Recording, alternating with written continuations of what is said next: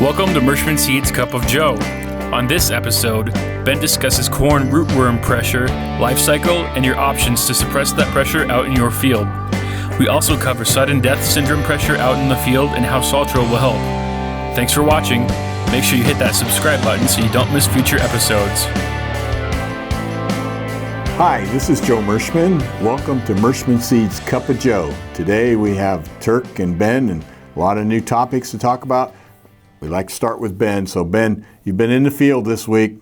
What are you seeing? One of the big topics that I'd like to talk about this week is corn rootworm issues. It's a very widespread issue that we have this year. It seems like we're seeing a little bit of pressure in the corn-soybean rotation, quite a bit of pressure in the corn-on-corn rotations. And I kind of just wanted to discuss, you can go out and look at what those scores are right now. But we need to be thinking about what we're going to do different for next year because there's no saving what we have now. So the trend the last few years has been to go to above ground protection only, no rootworm protection. Obviously, when you add that rootworm protection, it adds a lot of cost to your seed cost. And reason why is, well, we haven't had pressure, right? So now, obviously there is a way to determine how much pressure there is, and that includes putting traps out into your soybean fields. But it's a little bit late for that, isn't it now? Yep. So all of that stuff should have been tracked throughout the growing season.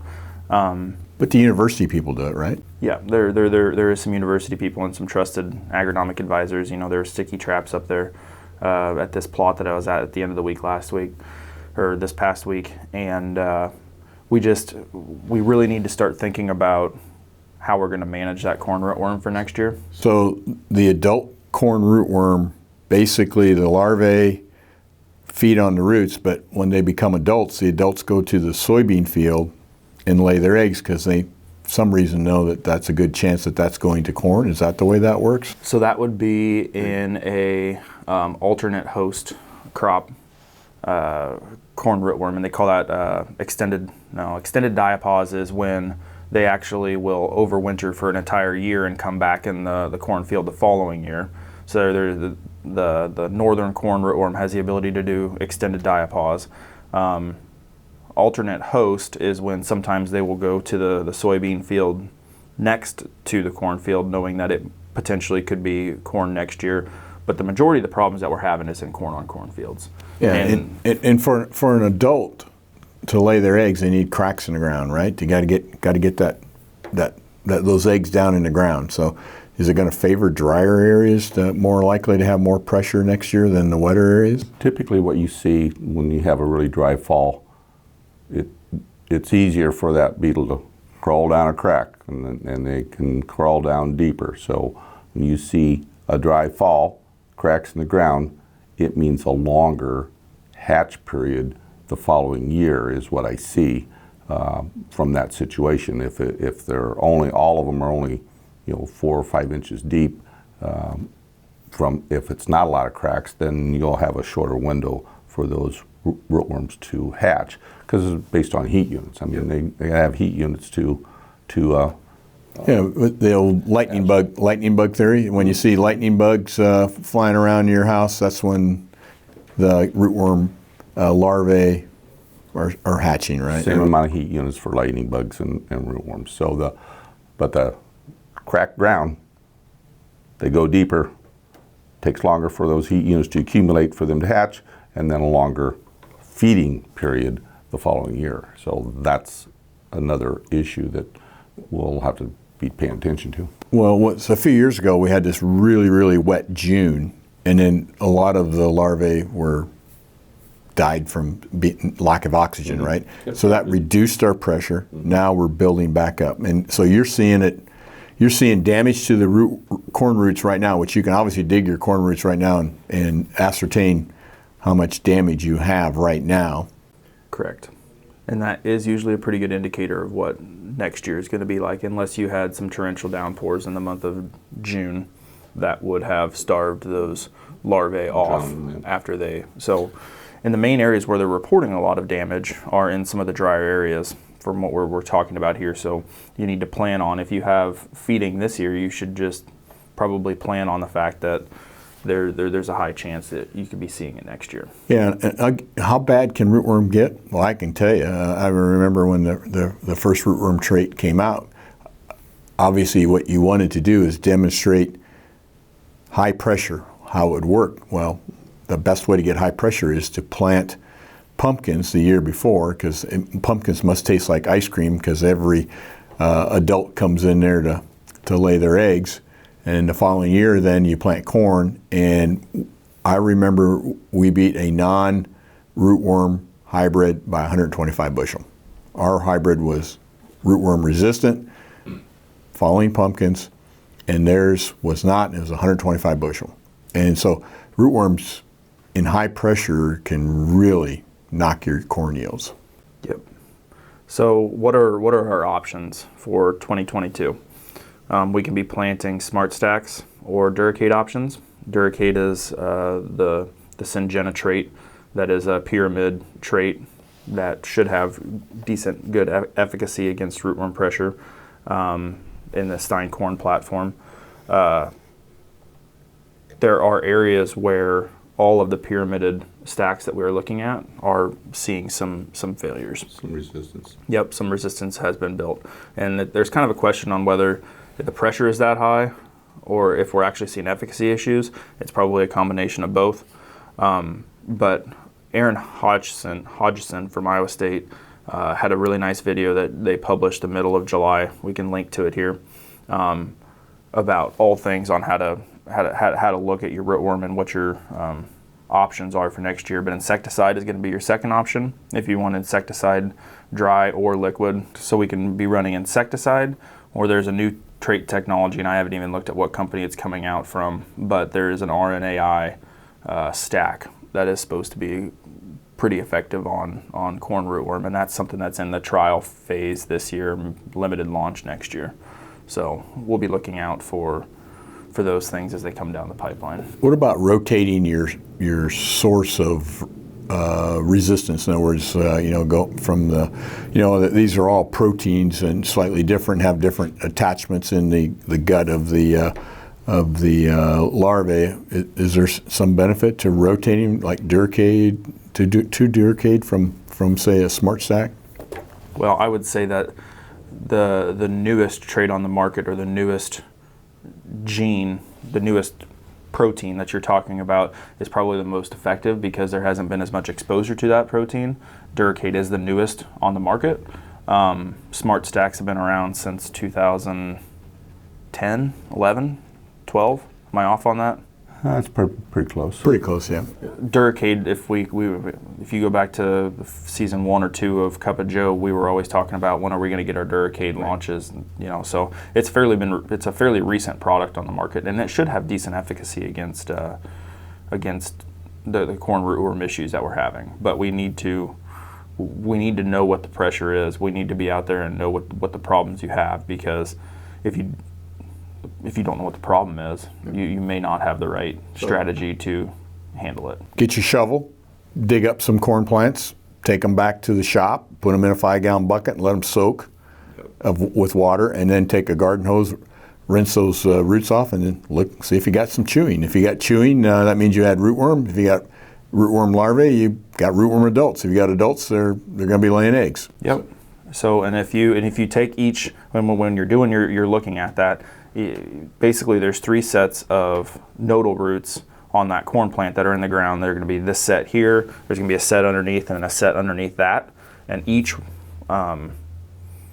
node will have approximately 10 roots that come out of it, and basically it's a scoring system from 0 to 3, and if every node has at least a 1/2 inch of feeding on it, so you have a 1/2 inch pruned back, that counts as a 0.1. So when we were talking to some of the Wiffles agronomists at the end of the week, there were quite a few fields that they were scoring at a 2.5 and a 3. And if we get wind events, they are going to see lodging in their corn. So, and I think if on that video, if you're interested in this, listen to the experts, listen to Erin talk about how, I think she said that for every 1/2 point on that market, it's 15% yield loss, 15 to 20% yield loss. So there's significant yield loss on a year where we have good corn prices. So And more than likely, these are going to be in pockets, right? I mean, where the rootworm damage is not going to be necessarily every acre across the whole United States, but it's going to be in pockets, right? Correct.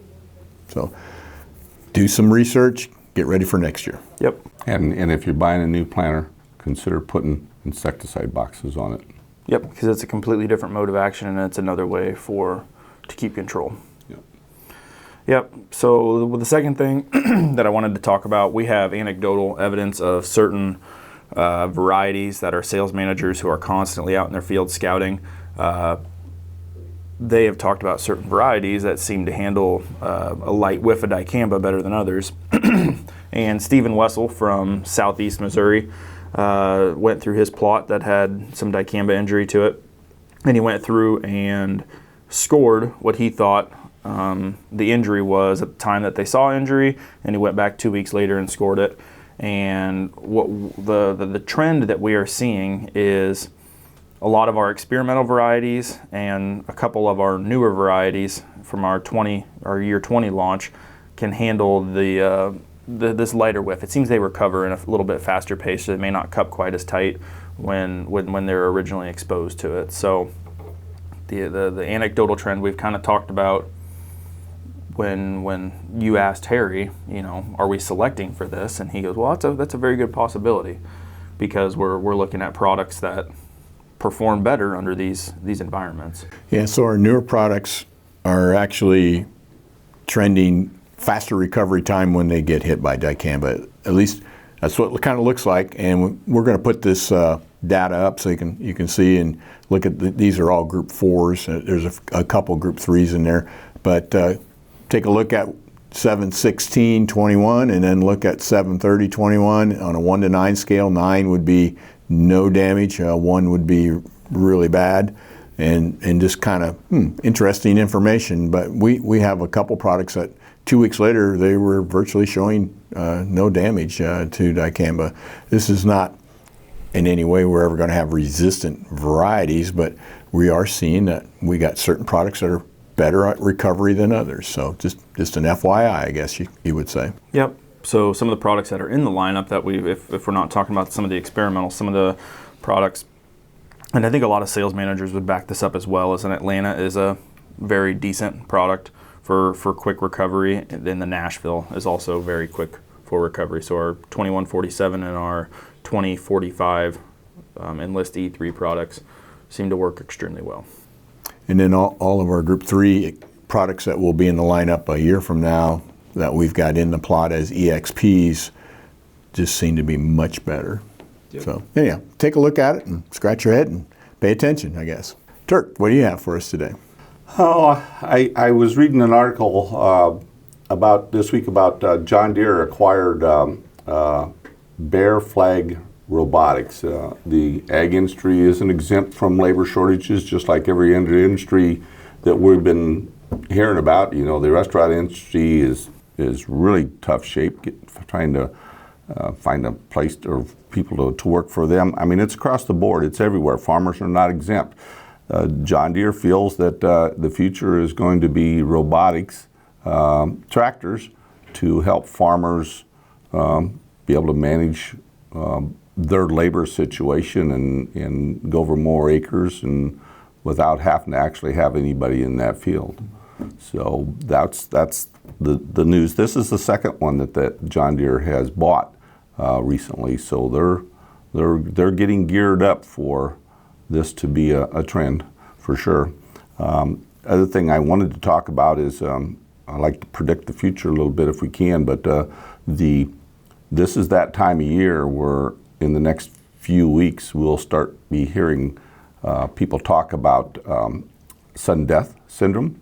It usually starts showing up in August, and if you haven't seen it yet, that's a good thing. The longer you don't see it, the less yield impact you're going to have. We do see Saltro definitely helps us.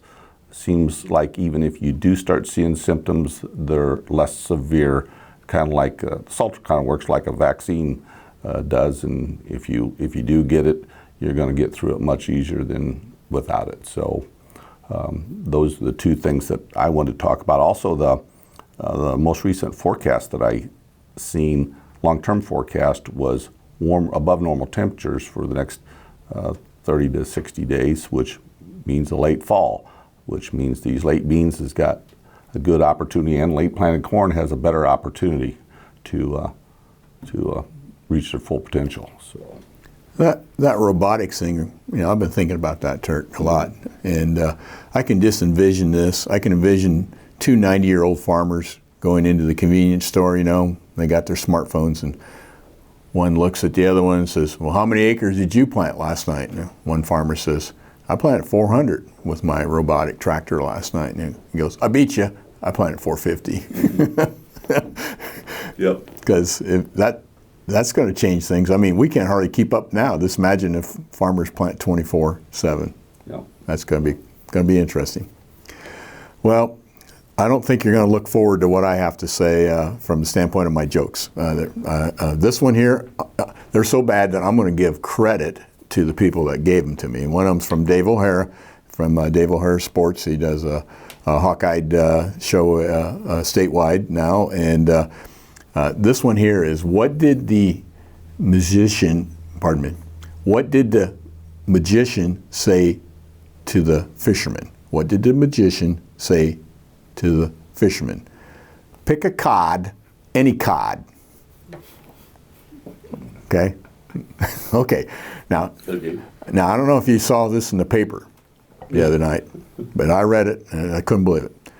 The leading manufacturer of yardsticks in the United States is not going to be making them any longer. Okay. That's pretty bad. Because if they were longer, they wouldn't be a yardstick. Yeah. All right. We lost everybody, didn't we? They all shut it off. I like that one, Joe. You like that one a little bit? Anyhow, that's one of those things you got to think about. Okay. All right. Well, thanks for tuning in this week. We hope you and your family are safe. We sincerely appreciate your business, and we'll see you next week.